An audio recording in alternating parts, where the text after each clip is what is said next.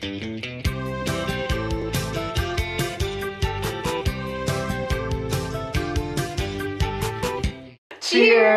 Welcome to Movie Bitches! Episode 221! So tonight we're reviewing Dark Phoenix, X-Men Rising, Final Theory, what, I don't know what it's called. Just Dark Phoenix? I think it's just called Dark Phoenix. Cool.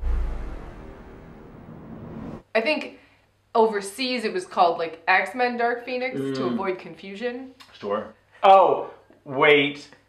Pause. Yeah. Something is missing. Oh, okay, God. much better. I don't know how we would have gone through the rest of this review without him. I mean, yeah.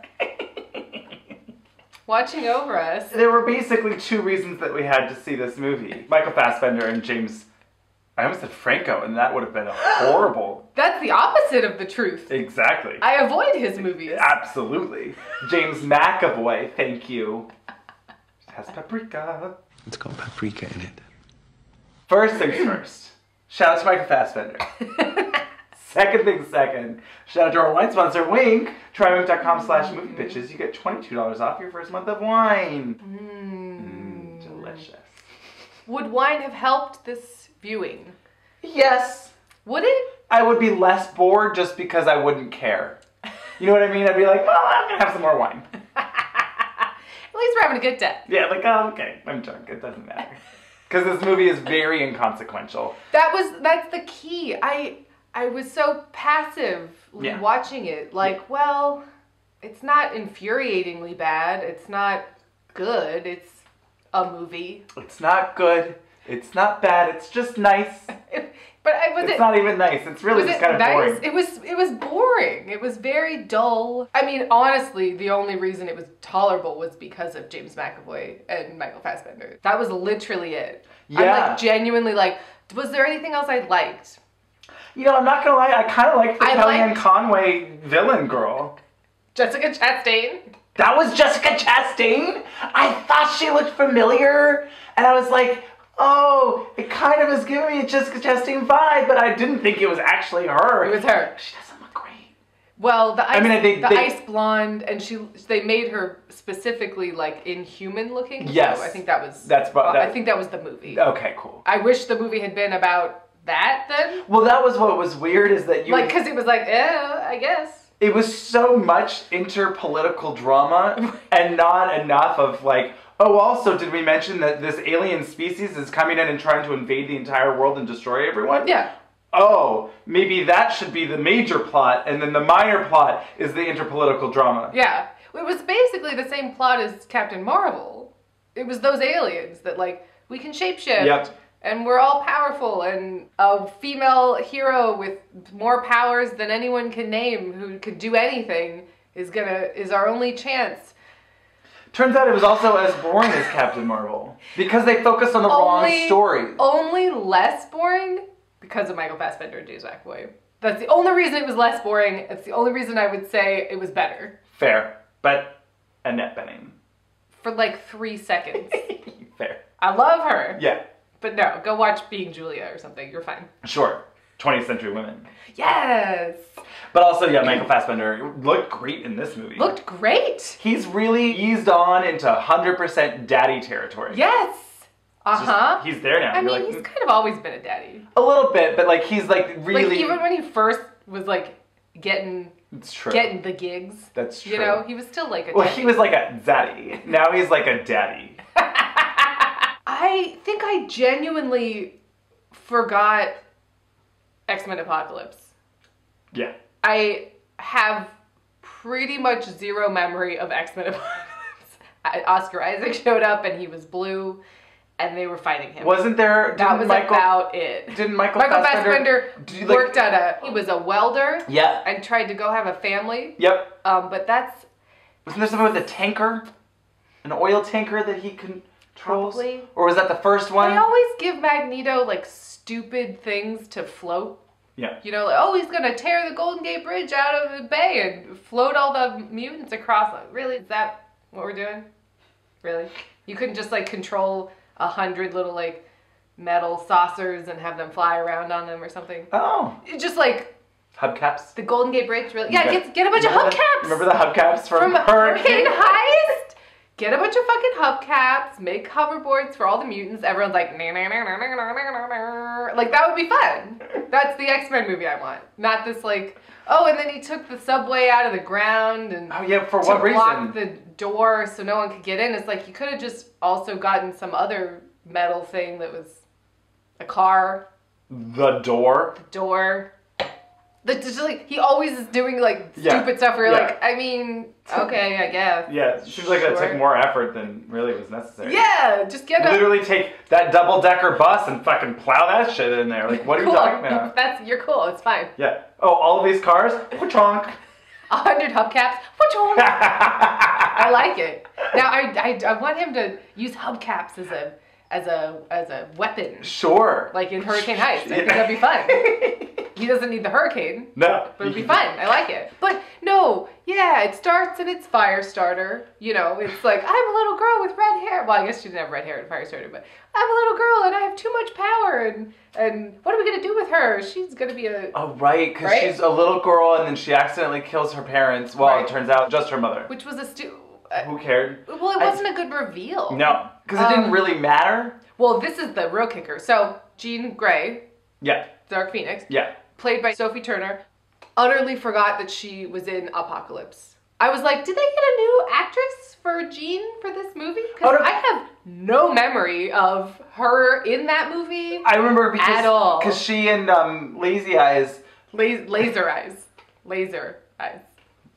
Not lazy. Laser. They fall in love. Well, sure, but do you have actually any memory of that? I really don't remember that movie. No memory. I mean, I have context from the cartoon, from James Marsden and Famke Jensen falling in love, from that's the original trilogy. Yep. I know they fall in love. Zero memory of it existing. I vaguely just remembered the last fight scene, I think. Aren't they in, like... some sort of stacked shipping container with a ship and force fields, and she did a lot of she was pretty significant in it. I really don't remember. There's a lot of the running guy. He was in it. Quicksilver. Yeah, so basically what happened was this is a first-time director who's a screenwriter, and he was like, he was trying to go for the Logan thing. He wanted it to be a more serious and dark vibe, which doesn't work with the X-Men. It works with Wolverine because he's a hand-to-hand combatter. He's moody. Yeah. You know, all of the above. And also he's him. He's one. He's one. And they took him out of, and it was him, and I'm sure a few other mutants showed up, but like it was mostly him. Yeah. With X-Men, the inherent fun of X-Men is that they're a team and they work together, and it's inherently kind of silly how they use their powers together. And so like this dark tone of everything is bleak, but then they'd be like silly fighting, like Pachoo, I just like threw a subway train at you, and then I'm gonna reflect off of this, like, and I'm gonna lightning the subway train. It's like inherently that's fun. Yeah. And the movie was like, no, it's not. Don't have fun with this movie. So it was like a really weird tone. It was a weird tone, and I found it to be not fun enough. I would prefer a campy, silly time. Oh, yes. Or much darker. Much darker. You know, but then also I'm sick of I don't want to see a comic book movie for it to be dark and depressing. It kind of depends on the hero for me, on which person like it is. Batman, sure, I get it. Like, he's a moody, bastard. I'm also not here for it. Like, I much prefer the fun, campy Batman. Oh, yes. Did you hear who they cast as the new Batman? Robert Pattinson! I will see. We'll see. But he's so young. Yeah, Batman's always been a man to me. Like, I think he looks younger than he is. Robert Pattinson? Yeah, I think he's probably like 30. Yes. But not like, when was George Clooney? He's looked 50 for decades, so I have no idea.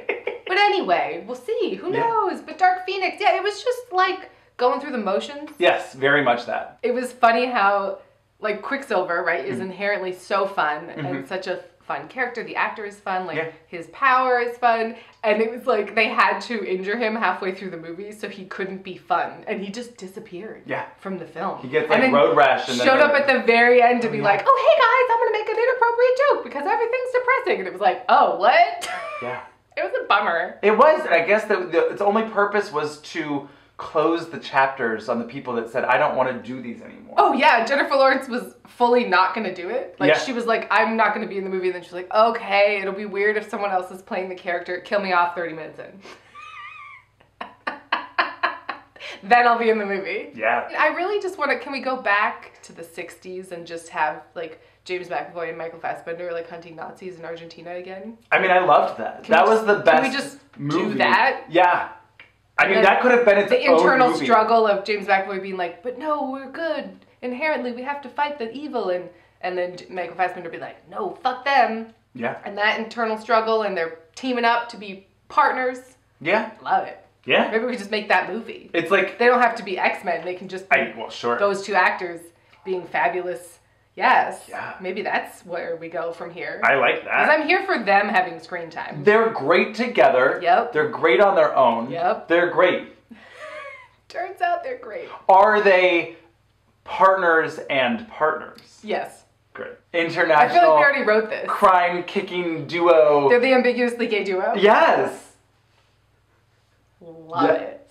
I love it. But, like, have they made that movie? No. Could they? They, the actors, or would Hollywood let them? Like, it just, can that movie exist, or is it just, is that joke too tasteless at this point? Oh, as a full joke? Yeah, like, could you release the ambiguously gay... Like, Hobbs and Shaw, but it's the ambiguously gay duo? I mean, I would pay money to watch that. I would too, particularly if it was Michael Fassbender and James McAvoy. If they got LGBTQ, all of the above, directors and writers and whatever, and it was like handled with some kind of care, but also kind of a cheeky wink, then yes. Right. But I do think that James McAvoy and Michael Fassbender are kind of the new Paul Newman, Steve McQueen. I can see that. Yeah. Do you get like Patrick Stewart and Ian McKellen to like make like a a cameo? Yes. As the previous duo. Yes. Yes. Yes. Yes. Yes. Yes. Good. I would love that. Right. Speaking of Michael Fassbender, we're wearing our fabulous Fassy polishing our respective phallic objects shirts. Gonna polish it up. Wax on and wax off. I was trying to think of what one could be for this movie, but it would just be like metal things. Like it wouldn't be anything in particular. Polishing his rod. Polishing James McAvoy? Oh! I mean, those pictures already exist. The fan art. Yeah. So. Can we have our romantic background now, please?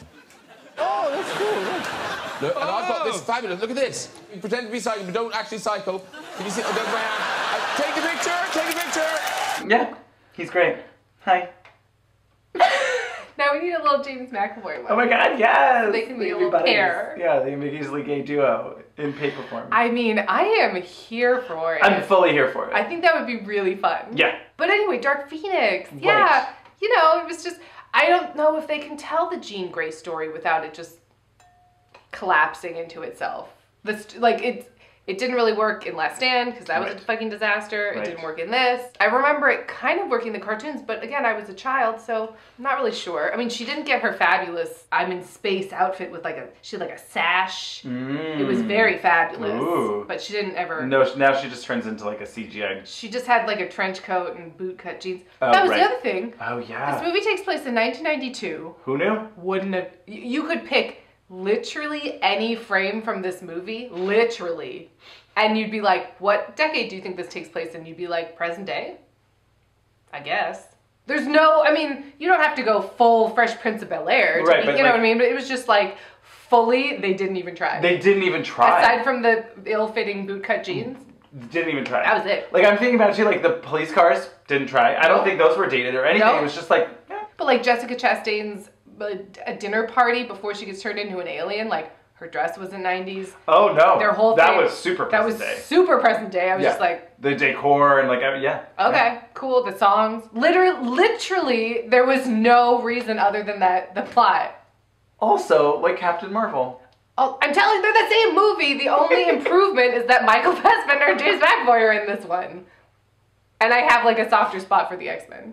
Yeah, so like sure. when like Beast, like I thought Nicholas Hoult did a good job. Yeah. I think he's great. He's good. I was confused as to how they decided when to have him. Like I thought it was a mistake to have him crying over Raven. Yes. Every time they said Raven. I know.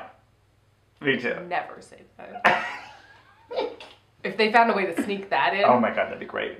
Just like never say that. Just a real subtle. If somehow Jennifer Lawrence, you know. I would never say that. I would never say that. I would never say that. Oh my god, it'd be so fabulous. That would. But anyway, yeah, he's crying over her dead body. Spoiler alert.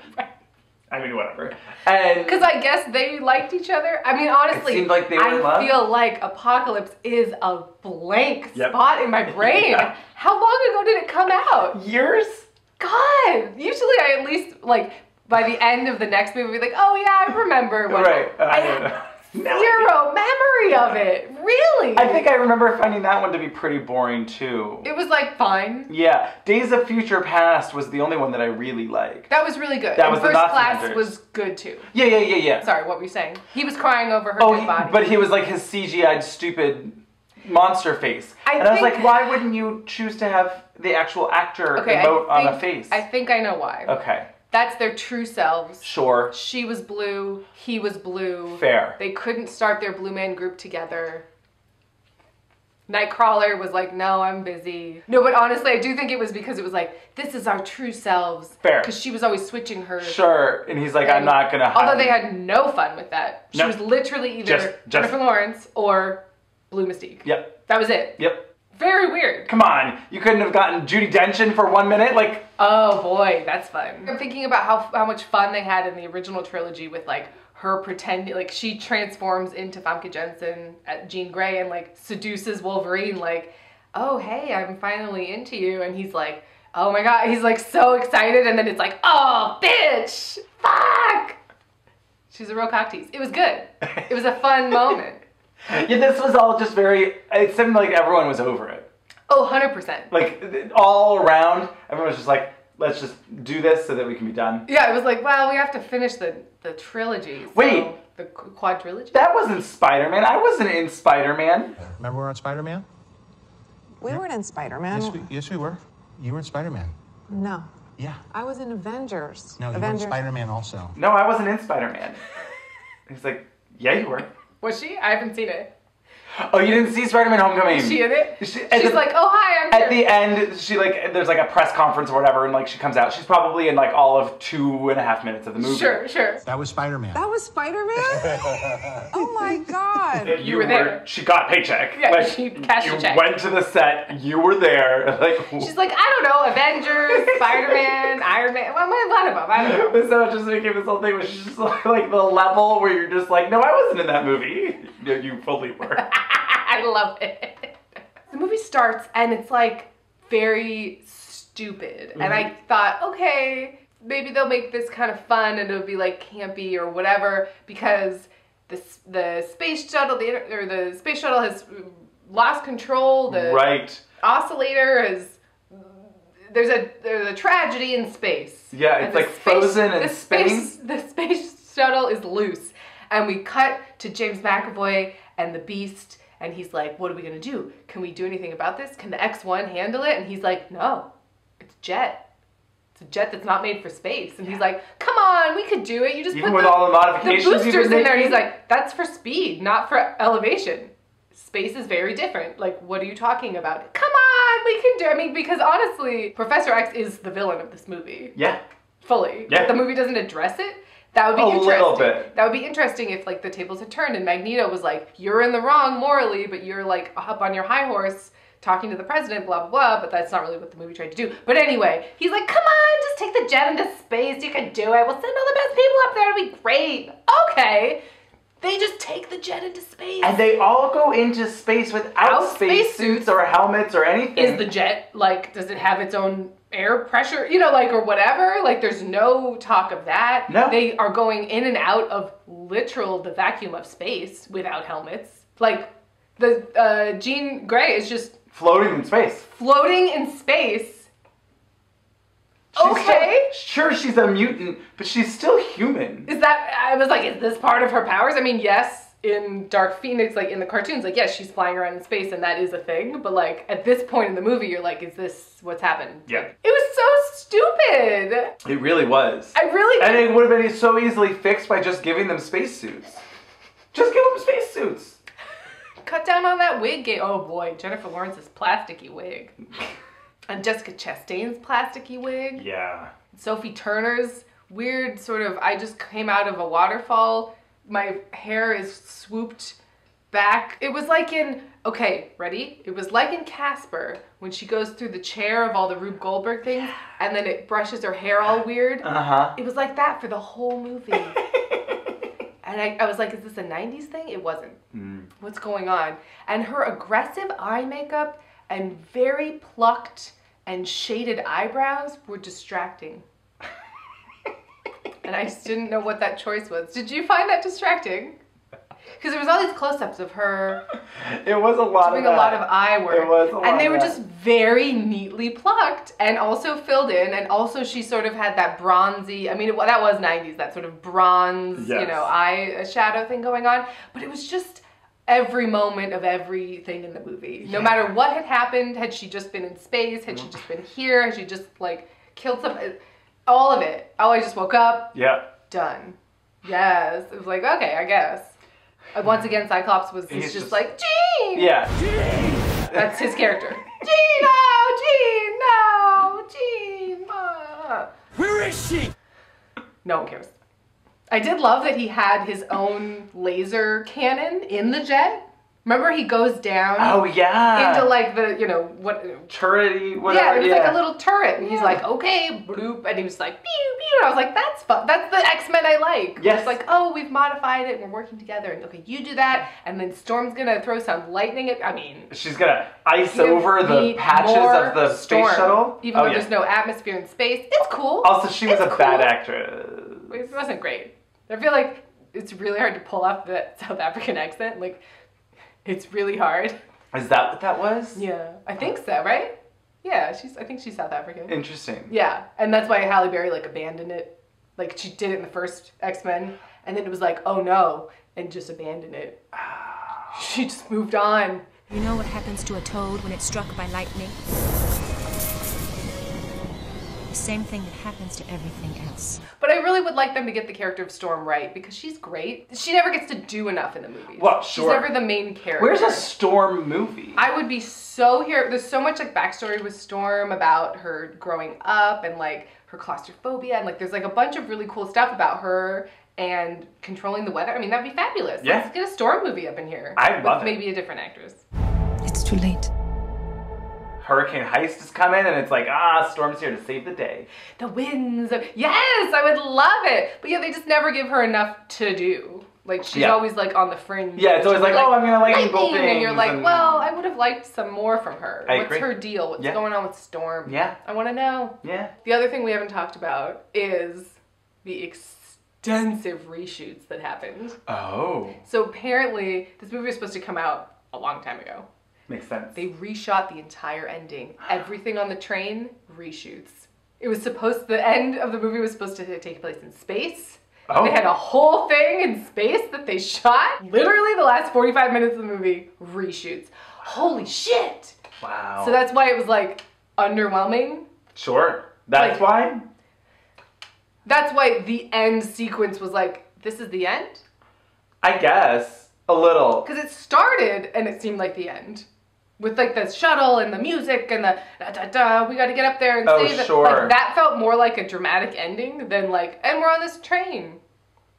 Fighting, shooting millions of bullets at these aliens that can't be killed. Like, I just was so confused at how Magneto- strong these aliens were. And you had like 50 guns Oh my God, pointed we're- at Jessica Chastain, just like, "Ah-da-da-da-da-da-da-da," and she's just like, whatever, bitch. It was I just mean, like- that at least made more sense because she'd already absorbed some of some of the power, but yeah, everybody was just like, in. Unless maybe she had shared what's the some word? of the power What's that with word? them. Maybe. Zombies? Indestructible? No, like indestructible. Yeah, maybe she'd shared it. That would have been information that would have been helpful. Very. Can you imagine not only having to reshoot the entire ending, having to get every one of those famous actors back?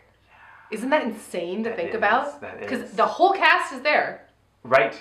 Oh my god. It's not like, No, oh, it's good. the It's whole just like cast. 3 of the main characters. Everybody's there. Holy shit. That's expansive. Yep.